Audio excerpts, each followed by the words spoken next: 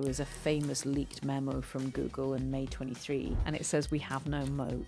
And what they meant was the intellectual property which will hold something safe, which will keep everybody off, allow you to charge revenue. And I think that's going to be the case with most things in AI. We've ended up with 8 companies who control the digital infrastructure. And I don't think anybody wants to see that as the AI future, with 8 companies controlling our AI future. So the value of opening things up is something that is much more understood now than it was 30 years ago when we began those big tech journeys. If you talk to people today about Llama and Meta, they'll say to you that they're moving away from openness. And I think it's because they haven't done it right. The license has 2 things. It has an acceptable use for policy that puts restrictions in, and it has commercialization provision that says when you hit X million users, you have to go back and get a commercial license from Meta. To get the real value from open source, it goes way beyond that legal definition of having a license and making it open. It goes to the heart of community and collaboration and contribution. Given that there are a significant number of open source options for people to pick from, why are most developers still defaulting to closed model APIs as their go-to? It's interesting. I think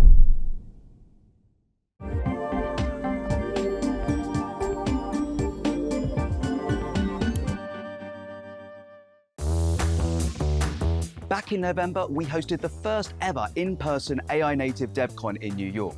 This June 1st and 2nd, we're bringing it to London. It's 2 days built for AI native developers and engineering teams.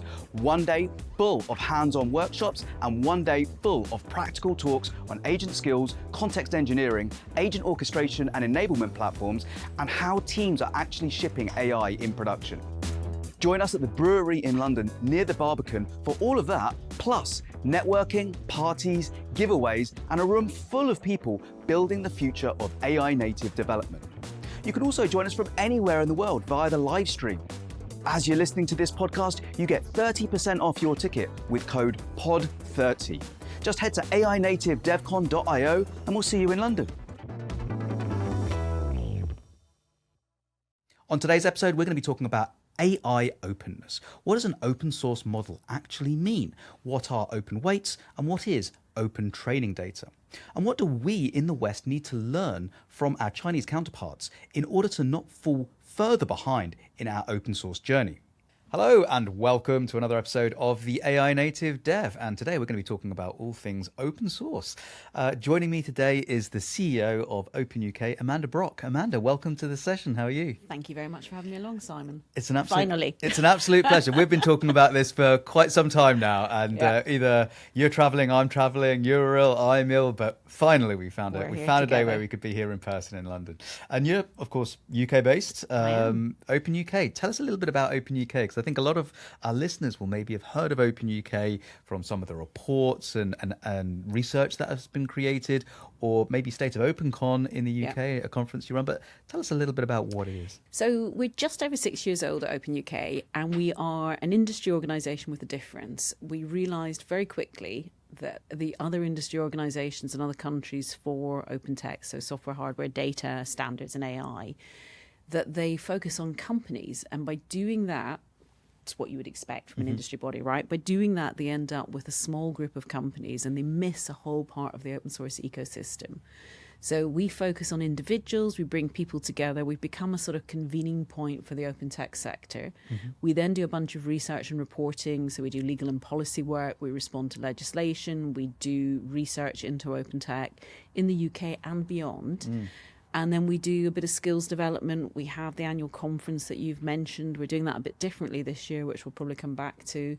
So we really bring people together to talk about the stuff that's going on in open tech. Yeah, it really is a truly wonderful organisation. And Thank you. of course, your background is also in the kind of more on the legal and law side, right? You've been 25 years legal experience, and you've done a lot of work there with open source legal frameworks as well as internet law. Yeah. So I guess I started in the mid to late 90s as a lawyer, went through the dot-com boom. I actually thought that was going to be the pinnacle of my tech career, and I didn't think there was going to be anything else coming down the line that was going to be quite as innovative and new. And I really had enjoyed that part of my career because you're trying to fit the laws around the technologies, or rather than make the technology fit the law, if that makes sense. So in 2008, when I joined Canonical, I was just blown away at the stuff that was going on. And Canonical back then was really cutting edge. I can't really comment so much on what they're doing today, but it was really a moment in time in the industry. So I've worked in open source on and off since 2008. And I, thankfully, I will say, gave up being a lawyer in, 2018, 19, and started the role with OpenUK in 2019. Amazing. So in theory, I still use my legal skills and the work we do, but I don't have to be a lawyer anymore. Amazing. And so when OpenUK started, of course, it was probably, we would say, the more traditional open source, which we think about open source maintainers building software components that is available for reuse under certain licenses and so forth. Then AI happened, or of course AI has been happening for a long time. Yeah. But AI hit mainstream, and it really caught everyone's attention. And OpenUK has recently actually done a lot in the world of AI as well. Let's talk a little bit about what openness means to AI and to LLMs. When we think about an open model, which has been thrown around a lot, what is an open model? Oh, you could get me into so much trouble with that very small, simple question. There's been so much debate about it, and we've seen people trying to come up with definitions. So I'm going to give you what I think this is all about. And we all know what open source software is, right? We spent 30 years working on the open source definition, working on licensing based on that, relying on it as a trust point. And that trust point has allowed us to build traction. And for me, key to it is that anyone can use the code for any purpose. Now, if we take that and sort of bring it to the next level for AI, to me, it means that anyone can use what you're giving them for any purpose. Now, you can get into all the debates with models and things about whether you have to give the data, how much of it do you have to give. My preference is that we disaggregate the technology. We don't try and define something that's so emerging, and that we look at AI as it evolves. So a couple of years ago, when people were really trying to do definitions, all they were thinking about was language models. They weren't thinking about agentic or any of the stuff that's coming down the line now, the robotics, whatever else, embodiment. So I think the best way to view it is to disaggregate the components, look at what the components of the AI are, and ask the question about the components. So if we're looking at a model or an algorithm, if we're looking at a data set, if we're looking at an agent, is that something that anybody can use for any purpose? And that goes back to how it's licensed. So I would look at each of the different components and then whether or not it's on an OSD compliant license. So the licenses that you know from open source software, like the GPL, Apache, MIT, those kind of things. And if it is, then I would say that that part of it is open source. It might not be that the whole of the AI is, but that part of it is. And it's interesting when we say open source, because open source just means, the source code is there for you to see. Now, if I was to try and build an open source component, a piece of software, I could probably go ahead and well, it will be open. I could probably build it through GitHub, etc., and some CI/CD pipeline. With a model, though, of course, just having the code isn't really enough to be able to build the model and use the model to the same level. So there are other kind of like terms that have been thrown around here. Open model, open weights, open training. What are the differences? So for me, I would say that you're looking at the component part, which is a recognizable part as the algorithm, the weight, the model, as being open and meaning that open source standard. So it's something that's given to you freely in order that you can use and reuse. It doesn't mean that all the conditional parts are going to be available. So particularly when we look at open weights and open models, I think the real differentiator there is that you're not getting the whole of the LLM or small language model, whatever it is that you're using, that you're only getting that piece of it, the model piece. You're not getting the data. And that is almost universally the truth. Not quite, but almost. What's the value to the end user of something being open source as a model? I think it's enormous, and I think it depends on where you're sitting in the ecosystem and who the user is. Value depends very much on who you are and where you are in the ecosystem. And if we're looking at innovators, that access to technology, and when we saw the first LLMs being opened up in 2023, first of all with the Llama leak and then Llama opening up in the July, what we saw was a pace of innovation that was really unprecedented, right?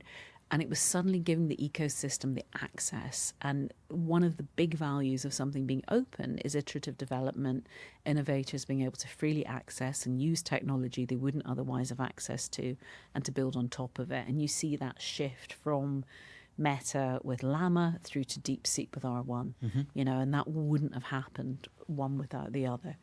So you get that kind of innovation. You also, when we look at the landscape globally, we see two dominant players, China and the US, way ahead of everybody else. And then we have the middle countries, there's about 10 of us together.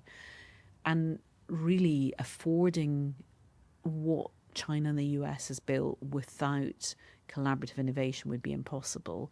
So we really need access either to what China and the US have done, or we need access collaboratively to further innovation to be able to just fund the scale of the cost of AI innovation. And then for sort of end users and individuals, it's again, it comes back, as most things with open source do, to cost benefits, democratizing technology, allowing more access. In India at the AI summit recently, we talked a lot about access for all. And when you look at something like the Global South, the only way they're ever going to get that innovation is if we open it up and create access. Yeah, it's actually a lot, and a lot of the things that you mentioned there are also still very true of traditional open source that we mentioned with libraries and people building upon that. It's a builder's world, right? Absolutely. So when you mentioned Meta and Llama there. Now Meta stated that Llama's open source. The Linux Foundation backed them up. You called them out. Yeah, that was all a bit confused, tell us about right? that. The Linux Foundation didn't back them up, so it all got very confused. So in July 23, we were actually, OpenUK was the only organisation that supported the launch of Llama as open innovation. And it was very carefully structured all the way through, I think it was 23rd of July off the top of my head, to that date as open innovation, because the license has two things. It has an acceptable use for policy that puts restrictions in, and it has a commercialization provision that says when you hit X million users, you have to go back and get a commercial license from Meta. Nobody knows what the terms of that license is, because I don't think anybody's hit that level of use that's been trackable to date. So what that means is when you go back to that basic principle of open source that anyone can use it for any purpose, that just doesn't happen, right? Yeah. You've always got the risk of this restriction. You don't have that same free flow, that ability to cascade the outputs and let somebody else use it, iterate it, and build on top of it. So that's kind of broken. And it was fine as open innovation, and we supported it. And I still think it's the right thing to do, because that shift to opening up an LLM was critical for change in the industry. And I think it will go down in history as one of the seminal moments. If you talk to people today about Llama and Meta, they'll say to you that the word on the street is they're moving away from openness. And I think it's because they haven't done it right. They haven't actually created true open source. So they themselves weren't calling it until open source until Zook posted on Facebook. And by that point, nobody was going to go backwards from there. Whether it was intentional or not, we'll never know, unless he tells us, of course. But, I recently met Jan LeCun. I had a really interesting conversation about some of his aspirations, and he thinks we should be building a global model across countries, across borders, collaborating, and bringing money from states together to do that. So I suspect they understood what open source was. Absolutely. And for people who are building on something that they believe is open source, but actually it's not truly open source to your definition, what are the real world risks that I as a developer might have if I'm using something thinking it's open source, but actually it's not? Well, we get into something called open washing, which existed in open source software before. To be quite honest, it's such a nerdy thing that I never thought it would be in the mainstream. And there have been headlines in the last couple of years in the New York Times and The Economist with open washing on the cover of the magazines. So open washing is where somebody takes that open source goodness and implies that the deliverable they're sharing with the world benefits from that open source goodness when it doesn't really. So if you're Meta and you're saying Llama's open source when it's not, you're misleading people. It's disingenuous at best. But what it means is you can't have the same reliance in the ecosystem. So you can't take, use, recycle, know that those taking it from you can also use and recycle. And that becomes problematic, at its simplest term. And I actually think it's why Meta now are looking at shifting away, because to get the real value from open source, it goes way beyond that legal definition of having a license and making it, open. It goes to the heart of community and collaboration and contribution. And if people can't trust that openness is going to be there forever. So it's like we did a piece recently with one of the creators of MCP, and he was talking about why they've put MCP into the Linux Foundation's new Agentic AI Foundation. And it's all about keeping it open and knowing that you've got that security forever of it being open. And I think that that's the bit that's missing. When you open wash, you take away the trust. And if you don't have trust, you will not be successful because you don't have the ecosystem around you, and you won't grow that ecosystem the way you would with real open source. Yeah, trust is a really important word here as Yeah, well. It's yeah, like it is. it's what, when we talk about open source and talk about the usage and the sharing of open source code, open source models, trust is really what binds the whole community together in terms of that. So it's a term that I think we really need to think about when using this language. So for me as a developer, if I'm using an open source, or if I'm using a model rather, how do I go about deciding whether this model is open source, how open it is? Yeah. Is there a good way, easy way I can do that? That's quite a difficult one. So I suspect that if you're a developer doing that, you're more technical than me, so you understand the component parts of the model better than I do, and you are better placed than I am to judge which bits you need. From a licensing perspective, you want to make sure that it's on one of the OSI approved, OSD compliant licenses that we all know, the GPLs, Apaches, MITs, something that you've heard of, and that hasn't been amended.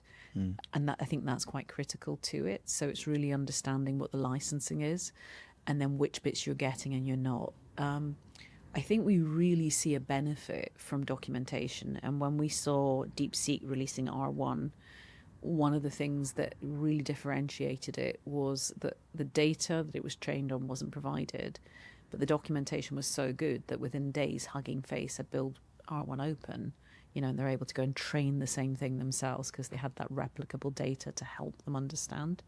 So I think you're looking at, what do I need to use this if you're a developer? Yeah, absolutely. Let's talk about actually, one of the big rumors more recently is about DeepSeek 4. Right. When that's going to come, I don't know. If that's going to come, I don't know. Yeah. But back in the day, a year ago or so, in fact, I think I ran a panel at State of OpenCon you did. in and around DeepSeek. With some of our Chinese colleagues. That's right, yeah. And it was just as DeepSeek came out, I think a couple of weeks maybe after, or a week after. Now, DeepSeek was a model that was, I think, it's a distilled model. R1 open. Yeah. R1, not R1 open, yes. Yeah, and so, first of all, what is a distilled model?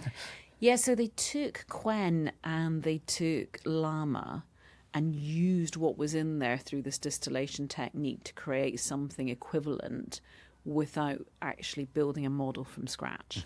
And that was super impactful because it took the price of building a model down apparently to 5 million instead of 100 million, right? Yeah. So 5% of the cost at that point in time. I think that distillation was really huge in terms of the innovation for the time. When we look at models now, India has just released through Savram open models, which are small language models. And it's quite interesting to see how that progression has worked in the last year. And that I think these small language models, that can be used on phones and things, that's where we're shifting to as a market. And it's interesting when people are saying, oh yeah, this is my model, you actually sometimes don't even realize the models behind it. I think I was reading a thread, it was either on Hacker News or Reddit this week just gone, about the new Cursors, is it Composer 2 model or something along those lines? So I had quite an interesting experience in December. I went out to China. Several years ago now, I edited a book on open source law, and it's been translated by Chinese open source community into Mandarin. It's a 640-page long book, so it took a bit of time to do it. And I was really lucky to get a call with DeepSeek while I was there, and I'm not allowed to discuss the content specifically, but it was an interesting experience, and it was interesting not just to talk to them, but to talk to people across the marketplace there. And, DeepSeek's obviously big. Qwen and Kimi, but Kimi seemed to be the thing that absolutely every developer was using in China. In China, Yeah, interesting. it really seemed to be running ahead for the developers. And that's interesting with Kimi because there were rumors, I think, on either Reddit or Hacker News that Kimi was actually the core model behind Cursor's Composer 2 model, which was just recently released. And there was I don't know if it was trolling, I don't know how much truth there is, but it's very interesting that I think more and more of developers are becoming...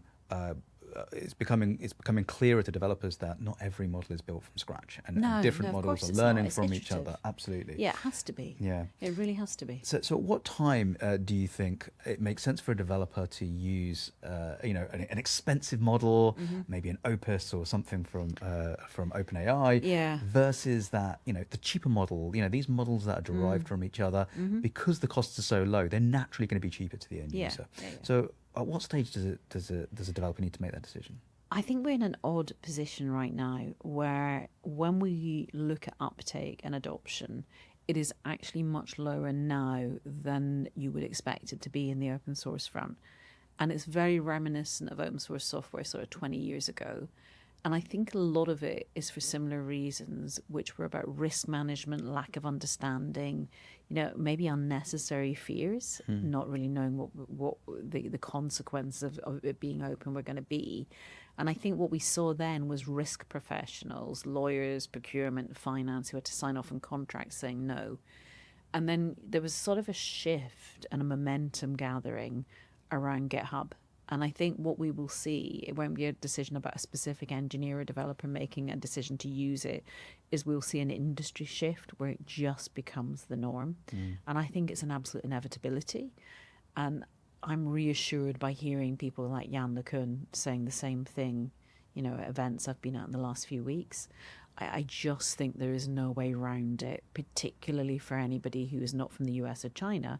And of course, if you're from China, you're already probably using open models. Yeah, absolutely. Do you feel like there's a group, maybe it's a startup versus an enterprise or something? Do you think there's like a style of user that finds open source models easier I think I think it depends on where you are in the ecosystem. Right. And there's a lot of concern about IP, managing your IP, leveraging your IP and making money, right? And I think you may be the wrong podcast to be saying this on, but I think there is a piece where there's no return on investment right now, right? People are not seeing the returns that they expect to get from AI at this stage, and they're working out how to actually use it in a practical way when you get to that business level. And I think we're a ways off people being able to say, here is how AI is working for me and here is how it's saving me costs, taking away risk, increasing my productivity. So I think there's, different levels in that ecosystem. There's the core creators, the sort of development community, and then the end user. And it's a gradual shift that we're going to see. I don't think it's particularly about anybody being the right user for it. I think it's about building understanding. I think there's been a quality issue for a long time, and we see that shifting now. I'm told that there's very little difference in the testing now, that your open source models are getting to a point where they are good enough. And there's probably like a variation in the accuracy that is needed per task as well. Sometimes you might want to do some prototyping or something just to think out an idea and actually get some rapid development. It's not necessarily production code. In that case, I don't want a slow model that's thinking very deeply. Absolutely. I want something that will create something fast and cheaply for me. Yeah, and that was one of the things I took away from China, to be honest. They're absolutely obsessed with keeping everything lean and reducing compute, right? Because they don't have the same access that others might have. And I think we will increasingly, particularly in this sort of world of geopolitics, I think we will increasingly see people being more and more conservative about the access they have to compute and infrastructure and looking at what's most productive. And I think some of the open models will start to come into play then. I think there'll be a lot more around these small language models and opening up models, sharing more. How much do you think an agent, an AI agent, can plaster over some of the problems that a cheaper model, well, not problems, but some of the inefficiencies maybe that a cheaper model will show that a more expensive model will be able to just do out the box? That's an interesting way of looking at it. I think we're seeing such a shift to agentic because it really starts to deliver what we all thought AI was going to give us, right? It's a realer, more productive output that you are getting by applying an agent to what you're doing. I suspect that that is exactly as you're describing it, and a sort of sticking plaster that will hide a multitude of sins within the models. And I hadn't really thought about it like that before, but yeah, I think probably right. It's like sometimes if I was to ask a model 100 times to do something and it gets it right once, the agent can share that with me, and I don't have to go through the pain of the 99 problems. No, but I've also been talking to people recently about abstention and models being trained not to respond when they don't know the answer. And it's not about hallucination per se, it's just about some of the bullshit answers you get from models because they want to always please. And I think retraining them in that way is quite important. So I think we're seeing shifts there that will actually be quite critical for the business productivity of models and the agentic layer on top of it. I also, speaking to people, increasingly see sectors looking at taking models and refining those models for the sectors and training it. You know, telco is one great example. At Mobile World Congress a couple of weeks ago, the GSMA, one of their industry bodies, has pulled together all the big telcos, all the network providers, and they are working collaboratively to train on specific data related to telco to refine their models. And you can imagine then how your agent's going to work with that. It's going to become super useful. And I think as that begins to sort of bed in, that's when we're going to really start to see return on investment. And that's going to be critical to the landscape, right? Absolutely, yeah. We've talked about things like Llama. Yeah. Llama, everyone has heard of Llama, I suspect. Is there a model that you think, an open source model that you think, oh, do you know what, this is a really great model, it does so much, but people aren't talking about it, or people just haven't heard of it before? I think Kimi is the piece that we're missing in the West. Just from the reactions that I was seeing from engineers, from developers around me in China, you know, its pace of adoption was so fast and so great that I think Kimi's probably being underutilized in the West. And tell us a bit about Kimi. So Kimi's a Chinese open source model created by Moonshot, which I think came out towards the end of last year. And I've not used it, but I know that every developer I spoke to said that it is just the best. Yeah. So I can only recommend it through word of mouth and other people's recommendations rather than my own. Yeah, no, I've heard actually quite similar. Have so you? Yeah, I've heard. It's funny how when it's like, remember, it's like when Claude and OpenAI were originally kind of like bringing out their models, and everyone was saying, "Oh yeah, Claude's the best thing. Claude's the best thing," and it's all about word of mouth a lot of the time, isn't it? Well, this is what the works thing for that people don't understand. So when you are in that open ecosystem, or even an ecosystem, it's about community, right? And I think within engineering over the last 20, 30 years, it's something that's been refined so that it's now a dark art that people understand how to build community, how to get contribution, how to engage people, how to keep them engaged, how to be there for maintainers. You know, that stuff, if you're not from an open background, you don't understand it. Yeah. You think you're going to build something and they will just come. You don't understand that you need to have a user base and people start, and that sort of, you know, drum signals that everybody hears and everybody's suddenly around. I mean, Maltbook. How quickly did you know about it? Because I was sitting by Saturday trying to get myself logged into it, you know? It's just one of those things that our whole ecosystem converses, whether it's through social media, whether it's through, you know, sharing tools amongst each other. But there is a very definite way that it happens. And I think that art of collaboration is something that we're going to see more and more. You know, a significant number of open source options for people to pick from. Why are most developers still defaulting to closed model APIs as their go-to? It's interesting. I think that's shifting. And when you say closed model APIs, do you mean closed models or closed model API? And even if they're using a closed model API, they're probably using MCP as a protocol, which is open to get there. That's a great question, actually. So explain the difference there between a closed model, a non-open source model. Yeah. A closed model API. Yeah. The same. It's whether or not the API is open or closed, and whether it's something that's freely available. Generally, you will get an open API because somebody wants to build an interface that everybody is able to access. And then when we look at MCP, Model Context Protocol, you have an open standard effectively, which hasn't gone through a standards process. It's a de facto standard like so many things in open tech. And it's just become the thing that everybody uses because it does what they need it to do. And it joins things up. It joins up between the old and the new world and the new world and the new world.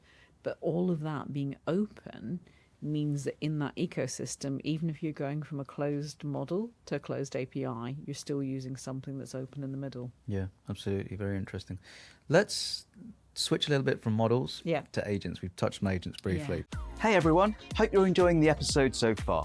Our team is working really hard behind the scenes to bring you the best guests so we can have the most informative conversations about agentic development. Whether that's talking about the latest tools, the most efficient workflows, or defining best practices. But for whatever reason, many of you have yet to subscribe to the channel. If you're enjoying the podcast and want us to continue to bring you the very best content, please do us a favor and hit that subscribe button. It really does make a difference and lets us continue to improve the quality of our guests and build an even better product for you. All right, back to the episode. How important is it that if someone uses an open model, they then use an open agent as well? I think all of this really comes down to personal preference and choice, right? I'm going to advocate for you doing it openly because I think that you are going to build community around it. You're going to build adoption and engagement, and you are able to take technology innovation and iterate yourself on it and share it with others, right? So I think if you open that up, you're going to build an ecosystem that you're not going to build otherwise, and that's important to most people. But it's like the conversation we were having before, it really comes down to IP and whether people feel that the only way they're going to be able to monetize, if that's their goal, is to hold on to the IP and keep it closed. You go back to 2023 and there was a famous leaked memo from Google in May 23. It is only the opinion of one person. I have to caveat it with that. And it says we have no moat. And what they meant was the moat, the water around the castle, which is normally intellectual property, which will hold something safe, which will keep everybody off, allow you to charge revenue, that just wasn't there once things started to open up. And I think that's going to be the case with most things in AI. I suspect we're going to see it really open up, partly because we're learning from history, right? We've ended up with 8 companies, I think 8's right, who control the digital infrastructure. And I don't think anybody wants to see that as the AI future, with 8 companies controlling our AI future. So the value of opening things up is something that is much more understood now than it was 30 years ago when we began those big tech's journeys. Yeah. So looking forward now, let's get the crystal ball out and start gazing into what we think is going to happen. Yeah.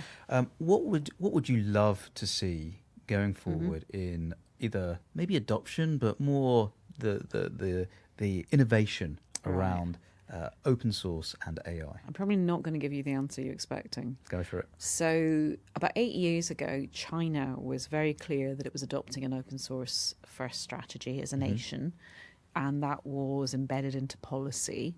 And then very specific activities and actions were taken across the ecosystem by the Chinese government, Chinese enterprises. And I think if you want to have a successful open source AI ecosystem future, if you want to be able to compete with what China's achieved on the open source front in AI, I think you really have to look at that ecosystem and landscape and what we need. I don't know if you saw it, but about 3-4 weeks ago, Kanishka Narayan, who's the UK's AI minister, made a sweeping statement, which I'm very pleased with, but it's quite sweeping, that the UK is going to become the home of open source AI. So how is he going to do that? How are we going to make that happen?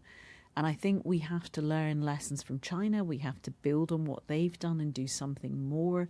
We have to look at what everybody else is currently doing and how the world has changed in that 8-year period. And I think for me, putting those pieces of the picture in place, so it involves things like capacity and skills development and open source, it involves things like building a national foundation. And I think we need a body that could hold something as a standard like MCP, that could hold agentic or language model technology on behalf of UK enterprises. And I think that's going to be a big shift, and I'm hoping that we will move towards that. But I think that model is something we're going to see in every country. There was a press piece this week that described the Linux Foundation as if it was the US National Foundation. But we've all been contributing to that, right? And it was talking about a land grab around how the US is trying to own the standards in AI. China will be doing the same thing. For us to do it, we need the home of that. And I think we'll also see other countries like Germany and France doing something similar. They've both taken steps in that direction without fully doing it already.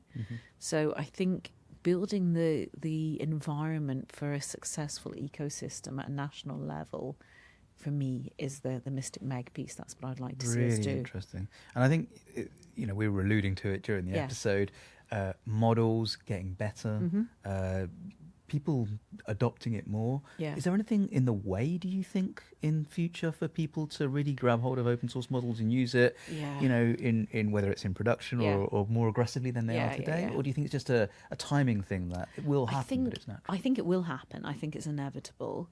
I think what's in the way of it is, again, going back to 20 years ago in software, it's understanding.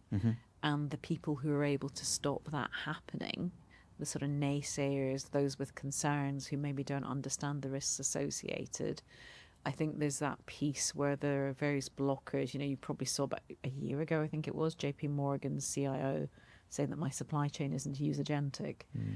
So that there are pieces like that that will shift over time as we get more confident.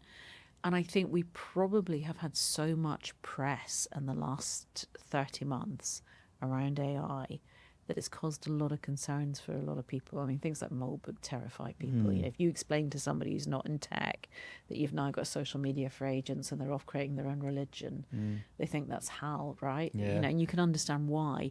So I think there has to be a sort of shift in general skills, general understanding. People are scared they're going to lose their jobs, so they're resistant to it. And I think we have to look at the future of society, the future of work, and the impacts that AI can, maybe will have, but it's perhaps not as quick as people are panicking around, and also building that understanding and giving them the training that they need. Yeah, amazing. And let's pivot slightly onto OpenUK. Yeah. What can people look forward to in the next year with There's a lot OpenUK? going on. So we've got ongoing reporting. We did our first international reports at the end of last year with India because we were there for the AI Impact Summit in February. We did quite a few events there. So we've got an Africa report coming out this week. We are working with the Chinese open source ecosystem to build one in China as well, particularly focused on not just open source, but AI. We have a bunch of reports. We'll do our annual report, all the bits and pieces that you're used to seeing from us. We have a number of events in Parliament. We just had one last week with the Conservative opposition ministers talking about the needs of open source. I think you'll see a lot more conversation around sovereignty. We have taken State of Open, which is our annual conference that I know you know well, but we've taken it on the road this year. So we've got confirmed dates now, I think 5th of June in Edinburgh at NatWest offices, and then 8th of July in Cambridge at Pembroke College. We'll do probably 3 more of those in the autumn, and then we've got our awards launching after Easter. Great opportunity to nominate someone you know or yourself even for an award. I think we've got about 10, 12 categories this year.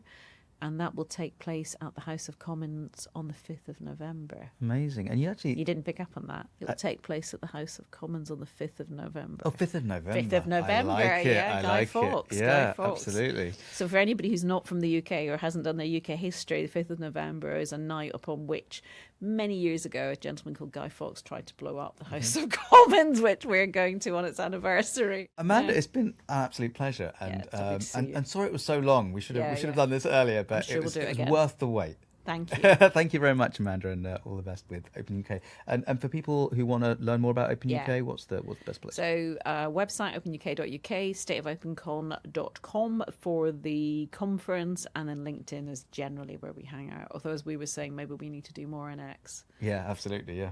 Do check that out. That's a really great community, very, very welcoming community, and actually very up to date with a lot of what's happening. I love the reports. There was a really interesting one that I actually saw in the House of Commons, House of Lords, I think it was, with Dora. Yeah. The Dora and OpenUK report, which was excellent. So thanks for tuning in, and we'll see you on the next episode. Bye for now.